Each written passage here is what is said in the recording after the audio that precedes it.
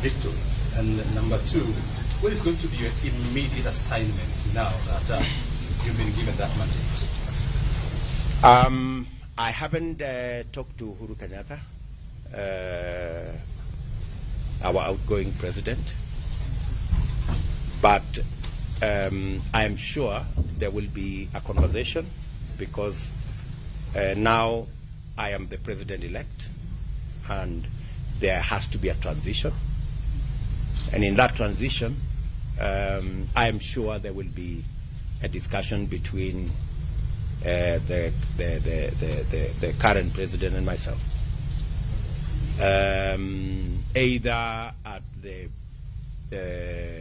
transition committee situation, or I am sure that at some point this evening, maybe tomorrow, we will have a conversation.